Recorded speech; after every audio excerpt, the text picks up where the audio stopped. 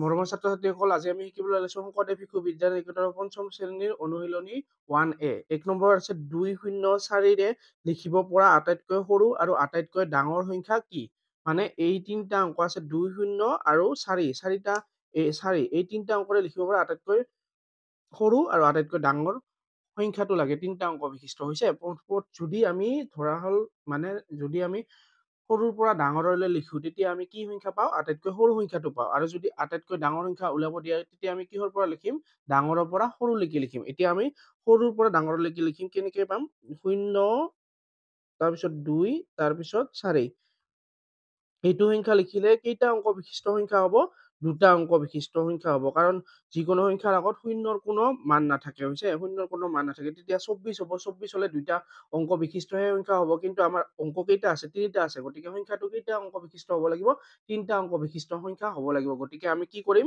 এই 2 আৰু 0টো ওলোটাই দিম। 2টো আগত দিম, তাৰপিছত 0টো ক'ত দিম? মাজত দিম, তাৰপিছত 4টো, হৈছে? বুজি পাইছা? তেতিয়া আমি আটাইতকৈ সৰু সংখ্যাটো পাম। যদি ইয়াতে শূন্য নাথাকিল হয়, ধৰা হল 1 4 আৰু ধৰা হল 6 আছে, হৈছে? তেতিয়া আমি কি কৰিম? যদি সৰুৰ পৰা ডাঙৰলৈ সজাম 1 4 আৰু 6, শূন্য নাথাকিলে একদম সহজ, সৰুৰ পৰা ডাঙৰলৈ অকল সজালে হ'ল। কিন্তু শূন্য থাকিলে আগত শূন্যটো দিব নোৱাৰে। ক'ত দিব লাগে? মাজত দিব লাগে, হৈছে? বুজিছা? এতিয়া আমি আটাইতকৈ ডাঙৰ সংখ্যাটো লিখিম। আটাইতকৈ ডাঙৰ সংখ্যাটো লিখিবলৈ হলে কি কৰিব লাগিব? আটাইতকৈ ডাঙৰ সংখ্যাটো লিখিবলৈ হলে ডাঙৰৰ পৰা সৰুলৈ সজাব লাগিব। ডাঙৰ ক'ত আছে? কোনটো আছে? 4টো ডাঙৰ। তাৰপিছত কোনটো ডাঙৰ? 2টো ডাঙৰ। তাৰপিছত 0টো ডাঙৰ। সৰু সংখ্যা পাবলৈ হলে কিহৰ পৰা? সৰুৰ পৰা ডাঙৰলৈ যাব লাগে। আৰু ডাঙৰ সংখ্যাটো পাবলৈ হলে ডাঙৰৰ পৰা সৰুলৈ যাব লাগে। গতিকে আমি ইয়াৰে উত্তৰ দুটা পালো। 2 0 আৰু 4ৰে লিখিব পৰা আটাইতকৈ সৰু সংখ্যা হল 2 0 আৰু 4, মানে 204, হৈছে? আৰু আটাইতকৈ ডাঙৰ সংখ্যাটো কি? 4 2 0, মানে 420। বুজি পাইছা? হ'বনে? তাৰপিছত 2 নম্বৰ আছে একেৰে আৰম্ভ আৰু 5ৰে শেষ হোৱা 6টা অংক যুক্ত আটাইতকৈ সৰু আৰু আটাইতকৈ ডাঙৰ সংখ্যা কি? কেইটা অংক যুক্ত হ'ব লাগে? 6টা অংক যুক্ত হ'ব লাগে। আমি প্ৰথমতে আঁচ দি লৈছো, হৈছে? 1 2 3 4 5 6, 6টা অংক যুক্ত হ'ব লাগে। সেইকাৰণে আমি 6টা আঁচ দিছো। তাৰপিছত কিহে আৰু এটা, এইটো হ'ল সৰুটো, হ'ব? এইটো সৰুৰ কাৰণে লৈছো। আৰু এটা ল'ম আমি কিহৰ কাৰণে ল'ম? ডাঙৰৰ কাৰণে ল'ম, হ'ব? ডাঙৰৰ কাৰণে ল'ম 1 2 3 4 5 6। যিহেতু আটাইতকৈ সৰু লাগে আৰু আটাইতকৈ ডাঙৰ লাগে, তেতিয়াহ'লে দুটা লাগিব, হৈছে? কিহেৰে শেষ হ'ব লাগে?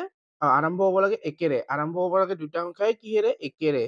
একেৰে আৰম্ভ হ'ব লাগিব। সৰুটো একেৰে আৰম্ভ হ'ব লাগিব আৰু ডাঙৰটো একেৰে আৰম্ভ হ'ব লাগিব। তাৰপিছত কিহেৰে শেষ হ'ব লাগে? 5ৰে শেষ হ'ব লাগে। গতিকে শেষত একদম কি হ'ব? 5 হ'ব, হৈছে? শেষৰ অংকটো কি হ'ব? 5 হ'ব, কাৰণ 5ৰে শেষ হ'ব লাগে। মাজৰ সংখ্যাটো, মাজৰ কেইটা আছে? 4টা জাগা আছে। 4টা আটাইতকৈ সৰু কি সংখ্যা হল 0। গতিকে মাজৰ কেইটাত কি দিম? 0 0 0 0, হৈছে? আৰু আটাইতকৈ ডাঙৰ অংক কি? মানে 0ৰ পৰা 9লৈকে অংক থাকে, হৈছে? বাকী যদি সংখ্যা লিখা তেতিয়াহ'লে এইকেইটা তুমি আৰু পুনৰাবৃত্তি কৰি বেলেগ বেলেগ সংখ্যা পাবা। গতিকে 0টো আটাইতকৈ সৰু অংক আৰু আটাইতকৈ ডাঙৰ অংক কি? 9 9 9 9। গতিকে আমি লিখিব পাৰো যে 1 আৰু একেৰে আৰম্ভ আৰু 5ৰে শেষ হোৱা 6টা অংকযুক্ত আটাইতকৈ সৰু সংখ্যাটো কিমান? সৰু সংখ্যাটো এইটো, হৈছে? আৰু আটাইতকৈ ডাঙৰ সংখ্যাটো কিমান? এইটো, হ'ব? 3 নম্বৰ আছে 2 3 আৰু 4ৰে গঠন কৰিব পৰা তিনিটা অংক বিশিষ্ট সংখ্যাবোৰ লিখি ঊৰ্ধ্বক্ৰমত সজোৱা। কিহেৰে লিখিব লাগে? 2 3 আৰু 4ৰে, হৈছে? প্ৰথমতে আমি কিহেৰে লিখিম? 2ৰে লিখিম, হৈছে? 2 দি লিখিম। 2টো কি কৰিম? ঢাকি ল'ম, হৈছে? 2টো ঢাকি ল'ম। তাৰপিছত কি সংখ্যা থাকিল?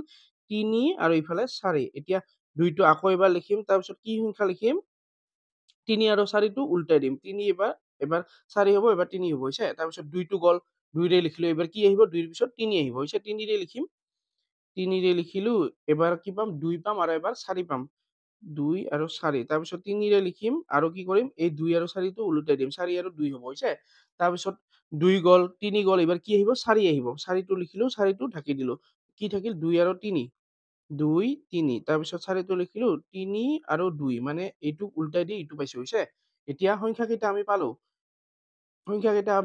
এতিয়া কৈছে ইয়াতে কি কৰিব কৈছে? ঊৰ্ধ্বক্ৰমত সজাব কৈছে। ঊৰ্ধ্বক্ৰম মানে হ'ল সৰুৰ পৰা ডাঙৰ। ঊৰ্ধ্বক্ৰমত সজাবলৈ গ'লে সদায় কি হ'ব? সৰুৰ পৰা ডাঙৰলৈকে সজাব কৈছে। সৰুৰ পৰা ডাঙৰলৈ, হৈছে? ডাঙৰলৈ। এতিয়া আমি সৰুটো বিচাৰিম। এইকেইটাৰ সৰুৰ আগৰ কেইটা চাবা 3টা অংক বিশিষ্ট চবকেইটা আগৰটো চাবা 2 আছে, ইয়াতে 3 আছে, ইয়াতে 4 আছে, 2টো সৰু হৈছে, 2টো সৰু, 2 কিন্তু দুটা আছে, 2 2 সমান, গতিকে তাৰ পিছৰ সংখ্যাটো চাব লাগিব। প্ৰথমতে 2টো লিখিলো, তাৰ পিছৰ সংখ্যাটো চাম। ইয়াতে 3 আছে, ইয়াতে 4 আছে, কোনটো সৰু? এই 3টো সৰু, গতিকে ইয়াতে কি লিখিম? 2 3 আৰু 4, তাৰপিছত 2 4 আৰু 3, এতিয়া 2ৰ পিছত কি সংখ্যা আহিব? 3 আহিব, হৈছে? 3 আহিলে 3 3 সমান 2 এটাতে, কোনটো চাব লাগিব? পিছৰটো চাব লাগিব। 2 ইয়াতে আছে, 4, কোনটো সৰু? এইটো সৰু, গতিকে কোনটো আগত হ'ব? এইটো আগত হ'ব। 3 2 আৰু 4, তাৰপিছত 3 4 আৰু 2, তাৰপিছত এই দুটা চাব লাগিব। 4 4 আছে, তাৰপিছত 4 4 সমান হ'ল, তাৰপিছত 2 আৰু 3 আছে, 2 আৰু 3 ভিতৰত 2টো সৰু, গতিকে আগত কোনটো হ'ব? 2টো হ'ব, তাৰপিছত এই 3টো ইয়াতে হ'ব, হৈছে? গতিকে আমি পালো যে 2 3 আৰু 4ৰে গঠন কৰিব পৰা 3টা অংক বিশিষ্ট সংখ্যাবোৰ লিখি ঊৰ্ধ্বক্ৰমত সজোৱা হ'ল, হৈছে? 3টা অংকবিলাক লিখিলো প্ৰথমতে, তাৰপিছত আমি ঊৰ্ধ্বক্ৰমত সজাই দিলো। ঊৰ্ধ্বক্ৰম মানে সৰুৰ পৰা ডাঙৰ আৰু অধক্ৰম মানে ডাঙৰৰ পৰা সৰুলৈ, হৈছে? আমাক ইয়াতে অধক্ৰমত সজাব কোৱা নাই, ঊৰ্ধ্বক্ৰমত সজাব কৈছে, হৈছে? তাৰপিছত এইটো আছে 4 নম্বৰটো আছে, 4 নম্বৰটো কি লিখা আছে? 5 8 7 আৰু 4 অংককেইটাৰে গঠন কৰিব পৰা 4টা অংক বিশিষ্ট সংখ্যাবোৰ লিখি অধক্ৰমত সজোৱা। এইবাৰ কৈছে অধক্ৰম মানে ডাঙৰৰ পৰা সৰুলৈ, হৈছে? এতিয়া আমি লিখিম, প্ৰথমতে আমি কি লিখিব পাৰো, কেনেকে লিখিব পাৰো, প্ৰথমে আমি চাই ল'ম, হ'ব? 5টো লিখিম, প্ৰথমে আমি 5টো লিখিম, তাৰপিছত ঢাকি দিম, হৈছে? 5টো লিখিম, ঢাকি দিম, 5টো লিখিম, ঢাকিম, 8 7 আৰু 4, হ'ব? তাৰপিছত আকৌ 5টো লিখিলো, 8টো একে থাকিল, তাৰপিছত এই 4 আৰু 7টো বদলাই দিম, 7 আৰু 4টো বদলাই 4 আৰু 7 পাম, হৈছে?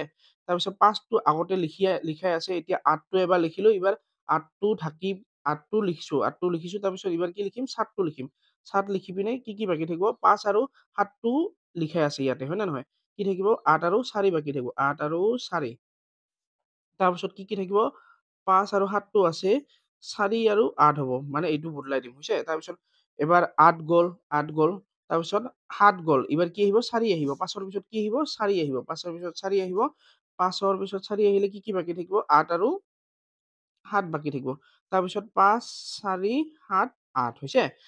এনেকে লিখিলো, এইটো বদলাই এইটো লিখিলো, তাৰপিছত 5ৰে আৰম্ভ হোৱাখিনি লিখিলো, এতিয়া কিহেৰে আৰম্ভ হোৱাখিনি লিখিম? 8ৰে আৰম্ভ হোৱাখিনি লিখিম, হৈছে? 8ৰে আৰম্ভ হোৱাখিনি লিখিম, 8টো ঢাকিলো, কি বাকী থাকিল? 7 4 আৰু 5, 7 4 5, হৈছে? তাৰপিছত আমি কি কৰিম? 8টো আকৌ এবাৰ থাকিল, 7টো আকৌ এবাৰ থাকিল, হৈছে? তাৰপিছত আমি কি কৰিম? এইটো বদলাই দিম, 4 আৰু 5টো বদলাই 5 আৰু 4 লিখিম। এতিয়া 8 লিখিলো, তাৰপিছত 7 লিখিলো, 8ৰ পিছত এতিয়া কি 7টো লিখাৰ পিছত কি লিখিম? 4টো লিখিম, হৈছে? 8ৰ পিছত কি লিখিম? 4টো লিখিম, 4টো লিখাৰ পিছত 8 আৰু 4 গৈছে, কি বাকী থাকিল? 5 আৰু 7, 5 আৰু 7, তাৰপিছত 8 আৰু 4টো থাকিল, কি লিখিম? 7 আৰু 5, মানে এইটো বদলাই দিছো। তাৰপিছত 8 7ৰে গ'ল, 4ৰে গ'ল, এতিয়া কিহেদি থাকিল? 5এদি থাকিল, হৈছে? 8 5, 8 5, তাৰপিছত কি বাকী থাকিল? 7 আৰু 4 বাকী থাকিল, হৈছে? তাৰপিছত 8 5, এইটো বদলাই দিম, 4 আৰু 7, হৈছে? এনেকে আমি সংখ্যা কেইটা লিখিব পাৰো। তাৰপিছত এবাৰ 5ৰে লিখিলো এইকেইটা, তাৰপিছত 8ৰে লিখিলো এইকেইটা, হৈছে? তাৰপিছত 7ৰে লিখিম এনেকে, তাৰপিছত আৰু 4ৰে লিখিম এনেকে, হৈছে? ইয়াতে দেখুৱাই দি আছো, এইকেইটা চালে তোমালোকে বুজি পাবা। 5 8 7 4, তাৰপিছত 5 8 4 7, এইটোকে বদলাই দিছো, হৈছে? এইটোকে বদলাই দিছো, তাৰপিছত 5ৰে লিখিছো 7 4, এইকেইটা চাই লোৱা ভালকে, মই তাতে বুজাইছো এনেকে, কিন্তু ইয়াতে লিখিছো এনেকে, হৈছে? এইকেইটা তোমালোকে লিখি ল'বা। তাৰপিছত নিৰ্ণয় সংখ্যাবোৰ অধক্ৰমত, মানে সংখ্যা যিমান কেইটা পাম সেইকেইটা আমি কি কৰিম? অধক্ৰমত, ডাঙৰৰ পৰা সৰু, ডাঙৰ চবতছে কোনটো হ'ব? 5 8 7 4, কোনটো হ'ব? এইটো হ'ব, 8টো হ'ব, হৈছে?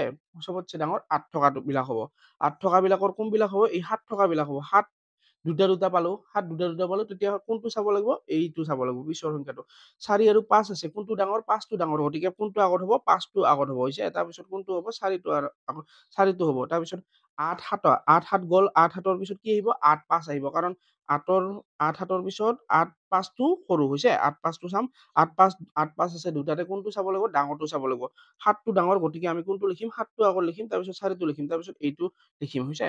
তাৰপিছত 4ৰ কিবাটো লিখিম, ঘৰটো লিখিম, ৮ 4 ৮ 4 কোনটো হ'ব? এই ডাঙৰটো হ'ব ৭ আৰু ইয়াতে আছে ৫ গতিকে ৭ থকাটো আগত হ'ব হৈছে। এনেকে তোমালোকে লিখিব পাৰিবা। এইকেইটা চাই লোৱা এবাৰ ভালকে। তুমি লিখিবা তাৰপিছত ইয়াৰ লগত মিলাই ল'বা।